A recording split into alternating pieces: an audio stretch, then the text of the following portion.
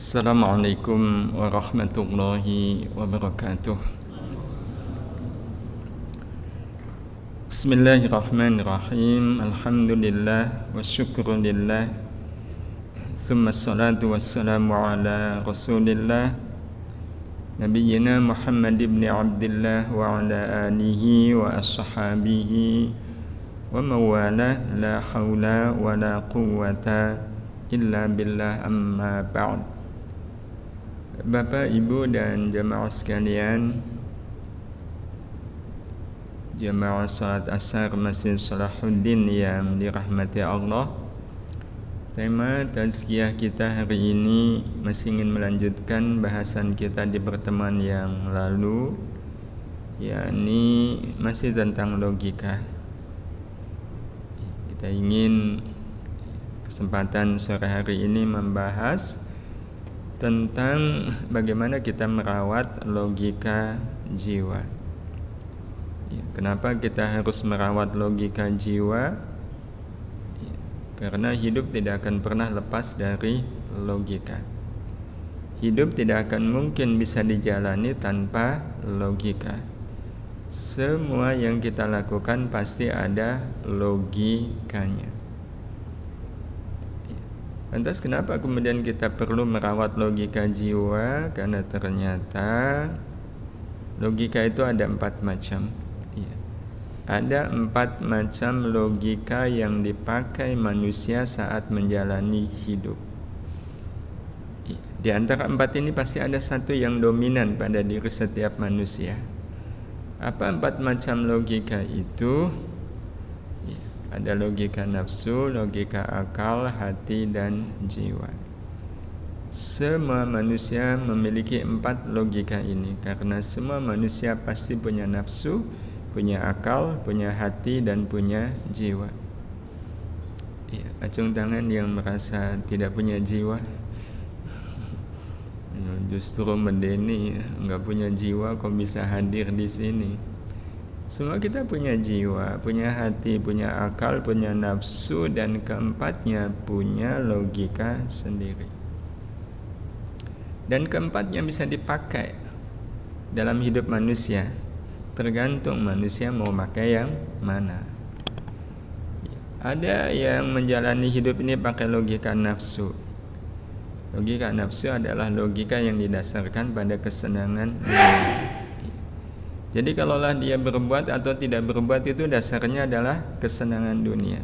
Kalau ada kesenangannya, dia mau berbuat. Kalau enggak ada, ya dia enggak mau. Ngaji yuk. Ada snacknya enggak? Snacknya enak enggak? Ya ustadznya lucu enggak? Kalau enggak lucu enggak mau saya. Ya, jadi kesannya ngaji itu untuk senang-senang. Itu berarti dia berbuat atas dasar logika nafsu, dan akan selalu ada manusia yang menjalani hidup ini dengan logika nafsunya. Ada yang pakai logika akal. Kalau logika akal dasarnya adalah keuntungan dunia. Ayo sedekah yuk. Ini kalau saya sedekah, link bisnis saya nambah nggak? Ada benefitnya nggak? Apa keuntungan saya kalau saya sedekah? Tapi keuntungannya adalah keuntungan dunia. Itu berarti dia beramal atas dasar logika akal. Nah, kalau logika hati itu dasarnya suka atau tidak suka. Dan memang akan selalu saja ada manusia yang berbuat itu dasarnya suka atau tidak suka. Jadi kalau suka dilakukan, kalau enggak, ya enggak. Anak muda sekarang menyebutnya mood. Jadi kalau lagi mood mau beramal, kalau lagi enggak mood ya udah. Baca Quran semisal ya. Kita pernah enggak Bapak Ibu baca Quran semangat sekali? Pernah ya. Tapi pernah enggak baca Quran malas gitu ya? Kalau malas ya udah. Jangankan 1 juz, 1 halaman juga enggak. Nah, kalau semisal ada orang seperti ini, berarti besar kemungkinan dia baca Quran itu pakai logika hati. Nuruti mood, nuruti rasa, suka atau tidak suka. Nah, kalau logika jiwa adalah logika yang didasarkan pada Allah dan akhirat. yakni Allah suka atau tidak. Kalau Allah suka ya saya lakukan, kalau enggak Buat apa saya melakukan yang Allah nggak suka? Ya, ada keuntungan akhiratnya nggak ada, mau saya. Ya, ada keuntungan akhirat enggak, malah ada kerugian. Ya, buat apa saya melakukan sesuatu yang kelak nanti akan merugikan akhirat saya? Ya, jadi kenapa sedekah? Karena Allah suka. Ya, kenapa sholat? Karena Allah suka. Kenapa ngaji? Karena Allah suka. Itu logika jiwa. Jadi nggak ada pertimbangan atas semua amal itu kecuali semata karena Allah suka. Nah, hadirin hadirat yang dirahmati Allah Subhanahu wa taala, 4 macam logika ini akan amat sangat berpengaruh pada perjalanan hidup. Karena hidup itu kan perjalanan. Hidup itu harus dijalani. Orang yang menjalani hidup pakai logika nafsu, ya, maka ibarat orang berjalan itu berjalan mundur. Ya, maka semakin hari dia justru semakin jauh dari tujuan perjalanan hidup. Kalau logika akal itu jalan di tempat. Iya. Kalau logika hati berjalan tapi pelan. Kalau pelan ya besar kemungkinan nggak nyampe juga. Tapi kalau pakai logika jiwa, inilah yang akan membuat manusia berjalan berlari cepat sehingga sampai pada tujuannya. Dan bukankah tujuan hidup itu adalah ridho Allah? Ya. Jadi kalau digambarkan ya seperti ini ya. Perbedaan antara orang yang menjalani hidup pakai logika akal, hati, jiwa, dan nafsu ya. Jadi kalau orang menjalani hidup pakai logika jiwa, hidupnya fokus. Tujuannya adalah Allah Subhanahu wa taala. Dan dia pasti akan sampai pada tujuan hidup, yaitu ridha Allah sebelum hidupnya berakhir. Kalau pakai hati itu menuju ke Allah juga, tapi karena pelan sampai umur habis belum nyampe. Kalau nafsu nggak tahu kemana, jelas semakin menjauh dari Allah. Nah, ini yang ya, bikin mangkal itu kalau akal ya. Jalan di tempat dia, cuma loncat-loncat nggak jelas. Ya. Nah, karena itu Bapak Ibu yang dirahmati Allah, dari 4 pilihan ini kira-kira yang mana yang kita pakai? Tentu kita nggak punya pilihan yang lain. Kalau pengen hidup ini sampai pada tujuannya, ya kita harus menjalani hidup ini dengan logika jiwa. Inilah yang pada akhirnya harus kita rawat, logika jiwa ini.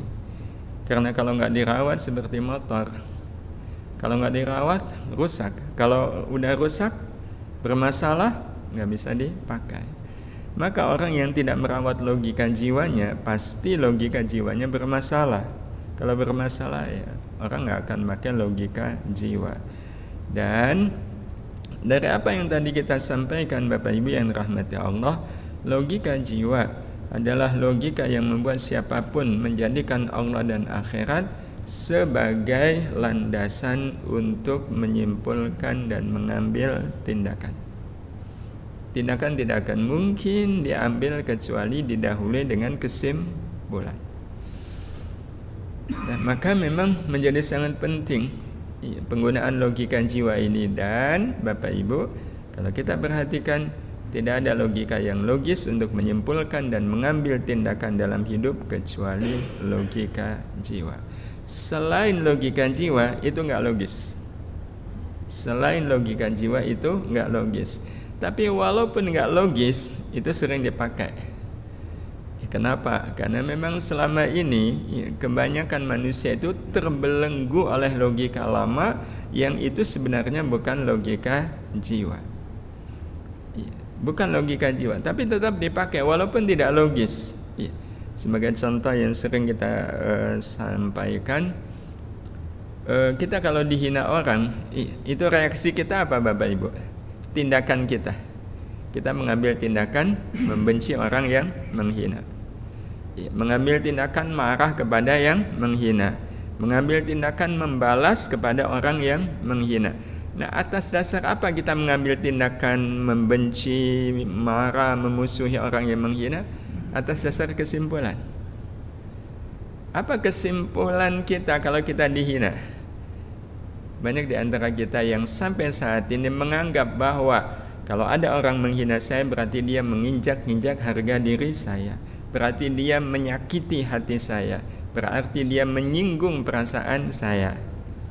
Betul Bapak Ibu? Padahal kalau kita mau cermati, betulkah kesimpulan seperti itu? Orang yang menghina kita itu sebenarnya dia sedang merendahkan kita atau merendahkan dirinya sendiri? Sebenarnya kita tahu dia sedang merendahkan dirinya sendiri. Maka kalau kita tersinggung ketika dihina, itu atas logika apa kita kemudian tersinggung? Itu logika apa? Yang jelas bukan logika jiwa. Mungkin logika hati karena tersinggung. Bisa jadi logika akal, ya wajarlah saya tersinggung karena kata-kata dia betul-betul kata-kata yang merendahkan saya. Tapi itu kan jelas tidak sesuai dengan kenyataan yang sebenarnya. Karena kalau logika itu kan harus sesuai dengan kenyataan. Nggak mungkin logika itu tidak sesuai dengan kenyataan. Logika itu kan harus logis. Iya, 2 tambah 2 logikanya 4. Apalagi kalau dikaitkan dengan hadis Rasul sallallahu alaihi wasallam, ya, ketika beliau, ini juga hadis sering kita sampaikan, dimintai nasihat oleh seorang sahabat, ya Rasulullah, dullani ala amalin yudkhiluni al-jannah, tunjukkan kepadaku ya Rasulullah amalan yang bisa membuatku masuk surga. Ya, logikanya, siapa di antara kita yang tidak ingin masuk surga? Jadi ketika ada sahabat yang minta nasihat begitu kan cocok bagi kita. Nah, apa kata Rasul? A'fu man zalamaka. Maafkan orang yang menzalimimu. Maafkan orang yang menghinamu. Maafkan orang yang menyakitimu. Kalau pakai hadis Rasul sallallahu alaihi wasallam ini, logikanya berarti orang yang menghina kita itu orang yang apa? Orang yang ngasih tiket ke kita. Tiket untuk masuk surga. Kita terima tiket itu cukup dengan kita memaafkan. Cukup dengan kita bilang, enggak apa-apa, sudah saya maafkan. Kita udah dapat tuh tiket masuk surga lewat beliau. Logikanya berarti orang yang menghina kita itu orang yang baik atau enggak baik ke kita? Lantas kenapa kita memusuhi? Lantas kenapa kita membenci orang yang menghina kita? Itu kita membenci orang yang menghina kita itu pakai logika apa? Logika yang gak logis. Wong orang baik kok dibenci, itu kan sesuatu yang tidak logis. Hadirin hadirah yang dirahmati Allah Subhanahu wa taala, apalagi kalau kita lihat dari sisi akhirat. Berbuat baik kepada orang yang baik pasti ada pahala akhirat, betul? Berbuat baik kepada orang yang tidak baik, ada pahala akhirat? Ada. Mana yang pahala akhiratnya lebih banyak? Berbuat baik kepada orang yang tidak baik. Berarti yang menarik kita itu berbuat baik kepada yang baik atau yang tidak baik? Kalau kita mengatakan yang baik berarti pakai logika apa? Iya. Kalau betul-betul menggunakan logika yang logis, kita lebih tertarik berbuat yang tidak baik. Iya. Nah, inilah kenapa kemudian kita harus merawat logika jiwa. Nah, terus dengan apa kita merawat logika jiwa? Dengan sesuatu yang sebenarnya sudah ada pada diri kita. Apa itu? Iman. Kenapa iman? Karena logika jiwa itu logika yang didasarkan pada Allah dan akhirat. Berarti kan harus percaya dengan Allah, percaya bahwa ada alam namanya akhirat. Nah, untuk percaya butuh iman. Butuh iman. Itu cara merawatnya. Nah, sehingga Bapak Ibu yang dirahmati Allah, orang yang imannya betul-betul iman, pasti logika jiwanya kuat. Tapi orang yang imannya lemah, otomatis logika jiwanya juga lemah. Maka betullah kalau seandainya kita punya satu prinsip bahwa logika jiwa adalah logika yang didasarkan pada iman kepada Allah. Berarti merawat logika jiwa sama dengan merawat iman. Nah, ini menjadi spesial bagi kita karena sebentar lagi kita akan bertemu dengan bulan suci Ramadan, di mana Rasulullah berpesan, man shoma ramadhana imanan wa ihtisaban ghufira lahu ma taqaddama min dzambi. Barang siapa yang berpuasa di bulan Ramadan karena iman, dan ihtisab. Ya, akan diampuni dosa-dosa yang telah lalu karena iman. Nah, berpuasa karena iman itu sama dengan apa Bapak Ibu? Berpuasa sepenuh jiwa. Dan tidak hanya puasa, di hadis yang lain Rasul menyebutnya dengan man qama. Ya, bahkan siapa yang beribadah di bulan Ramadan karena iman dan ihtisab, diampuni dosa-dosanya yang telah lalu. Dan itu menjadi sebuah keharusan bagi kita. Karena kalau seandainya Bapak Ibu yang dirahmati Allah, orang berpuasa, ya, orang beribadah tidak harus bulan Ramadan besok ya, di bulan Sya'ban, ya, tidak sepenuh jiwa, ya dia tidak akan merasakan apa-apa dari amalnya itu. Ya. Nah, itu yang nanti akan kita lihat lebih konkretnya di bagian akhir insya Allah. Nah, tapi yang jelas sekali lagi merawat logika jiwa sama dengan merawat iman. Ya. Nah, tentu untuk merawat iman kita harus paham dulu apa itu iman. Ya.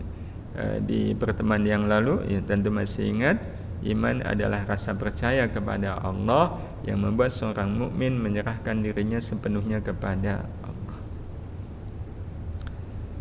Jadi ada 2 poin di dalam iman itu, percaya kepada Allah. Nah, tetapi tidak cukup hanya percaya, tapi bagaimana menyerahkan diri ini sepenuhnya kepada Allah. Pengertian ini didasarkan pada apa yang dikatakan oleh Allah. Pertama di surat An-Nur, surat ke-24 ayat 51. Innama kana qaulal mu'minina idza du'u ila Allahi wa rasulihi liyahkuma bainahum ay yaqulu sami'na wa ata'na. Itu yang namanya orang beriman. Ya, dia menyerahkan dirinya ke Allah. Menyerahkan itu ya udah pokoknya apa kata Allah. Maka ucapannya adalah sami'na wa ata'na, kami dengar, kami taat. Ya. Dikuatkan lagi dengan Al-Ahzab ayat 36. Ya. Wa ma kana lil mu'mini wa la mu'minatin idza qadallahu wa rasuluhu amran ay yakuna lahumul khiyaratu min amrihim. Tidak patut, ya, orang mengaku beriman baik laki-laki maupun perempuan, Allah sudah menetapkan satu perkara, dia punya pilihan yang lain yang tidak sesuai dengan pilihan Allah. Nah, berarti Bapak Ibu yang dirahmati Allah, wujud dari merawat iman adalah bagaimana iman kita mampu mengantarkan kita sesuai dengan apa yang dikehendaki oleh Allah, seperti yang Allah sebutkan di 2 ayat ini. Sami'na wa ata'na. Enggak punya pilihan yang lain dalam hidup ini kecuali apa yang memang sudah dipilihkan oleh Allah Subhanahu wa taala. Nah, untuk bisa sampai ke sini, kita harus memahami kalau iman itu ada 2 jenis. Iya. Ada iman amali, ada iman amali. Apa bedanya? Ya beda, satu amali, satunya amali. Ya, satunya pakai ain, satunya pakai hamzah. Nah, apa itu iman amali? Ini iman amali, yaitu iman yang melibatkan seluruh anggota badan. Iman yang melibatkan seluruh anggota badan. Namanya juga amal. Amal kan pasti melibatkan badan. Iya, melibatkan badan. Jadi seluruh yang kita lakukan adalah wujud dari iman kita kepada Allah Subhanahu wa taala. Nah, iman amali ini pilarnya ada 2. Ada at-tatbiq dan ada at-tafwid. At-tatbiq memiliki arti menjadikan apapun sebagai kesempatan beramal baik untuk Allah. Jadi orang yang beriman, Bapak Ibu yang dirahmati Allah Subhanahu wa taala, apapun yang ada dan terjadi dalam hidup ini, selalu yang ada dalam pikirannya adalah ini kesempatan untuk melakukan amal baik. Nah, itu iman amali. Jadi kalau kita dihina orang, yang muncul adalah amal baik apa ya yang Allah sukai ketika saya dihina? Ketika dipuji, amal baik apa yang Allah sukai ketika saya dipuji? Iya. Dengar azan, amal baik apa yang Allah sukai ketika saya mendengar azan? Itu namanya tatbiq, dan ini manifestasi dari apa yang Allah sebut di 2 ayat yang tadi kita sampaikan, An-Nur 51 dan Al-Ahzab ayat 36. Nah, selain at-tatbiq, yang satunya lagi adalah at-tafwid, yakni memasrahkan hasil dari amal sepenuhnya kepada Allah. Artinya Bapak Ibu yang dirahmati Allah, orang yang imannya betul-betul iman amali tidak pernah mengklaim hasil sebuah amal sebagai amal itu sendiri. Itu at-tafwid. Baik dari sisi melakukan amalnya maupun dari hasil melakukan amal itu. Jadi contoh semisal kita berhasil puasa. Kita berhasil puasa. Mas Fakih dengan luar biasa bisa sukses puasa. Iyalah, saya biasa puasa. Apa susahnya saya puasa? Semisal ya, ini bukan Mas Fakih yang di sini, Mas Fakih yang lain nggak tahu siapa. Nah itu berarti kalau mengklaim begini berarti belum tafwid, belum menyerahkan keberhasilan amal itu kepada Allah.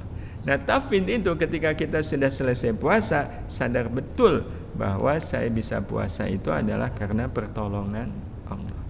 Kalau bukan karena pertolongan Allah, tidak mungkin saya bisa berhasil puasa.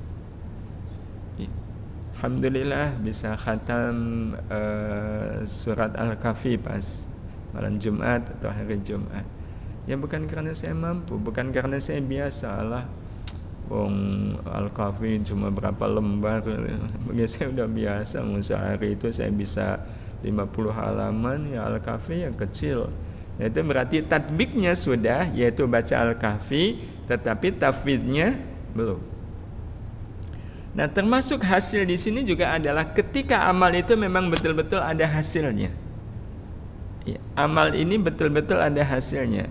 Ya, contoh paling mudah semisal dokter ya ngobati pasien terus sembuh.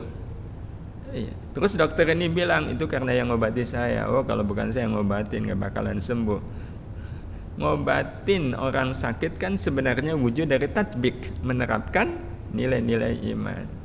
Tapi mengklaim bahwa pasien itu sembuh karena saya yang ngobatin, itu berarti belum tafwid. Dan ini berarti dia imannya belum iman amali. Imannya baru am, belum pakai ali. Amnya karena sudah tatbik. Ya, tapi dia belum tafwid. Itu dia, saya yang bantu. Kalau saya nggak bantu dia udah kolaps dia. Kita memang bantu beliau, tapi beliau sukses kemudian mengklaim karena saya bantu dia, itu berarti tatbik tapi tanpa tafwid. Hadirin hadirah yang dirahmati Allah Subhanahu wa taala. Kita makan durian, itu yang kita rasakan makan duriannya atau rasa yang ada di dalam durian itu. Ini yang kadang tanpa kita sadari Bapak Ibu yang dirahmati Allah. Kenapa kita sholat, tapi selesai sholat kita tidak merasakan apa-apa. Karena bisa jadi kita sholat itu wujud tatbik tapi tanpa disertai dengan tafwid. Kalau lebih mudahnya, tafwid itu Bapak Ibu, apapun amal kita, yang kita rasakan adalah rahmat Allah. Yang kita rasakan adalah rahmat Allah.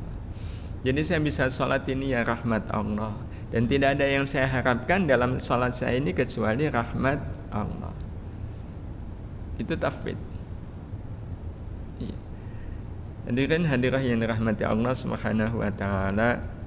Ini kalau kita lihat contoh sederhana sholat itu kan sebenarnya manifestasi tatbik kita atas iman kita kepada Allah Subhanahu wa taala. Tapi kalau kita ditanya waktu kita sholat, kita lebih merasakan amalan sholatnya atau rahmat Allah yang ada di dalam amalan?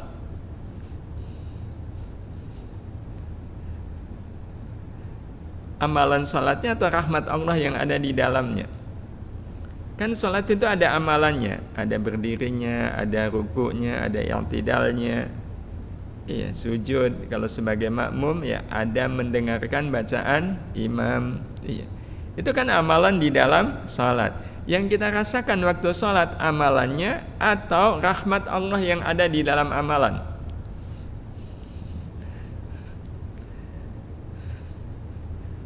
Kalau imam, iya, bacaannya pendek, ada rahmat Allah nggak di situ? Ya ada. Kalau imam bacanya panjang, ada rahmat Allah enggak? Ada. Ada. Mana yang rahmat Allahnya lebih banyak? Kalau imam bacanya panjang. Sekarang kalau kita tes pada diri kita, mana yang membuat kita rasanya senang sekali ketika jadi makmum? Imam bacanya panjang atau pendek? Kalau pendek kita senang, kalau panjang kita nggak senang. Nah, yang membuat kita nggak senang itu karena rahmat atau karena amalan salatnya? Ya, kalau imam bacanya panjang kan berdirinya lama, berarti kita merasakan amalan salatnya bukan rahmat Allah yang ada di dalamnya.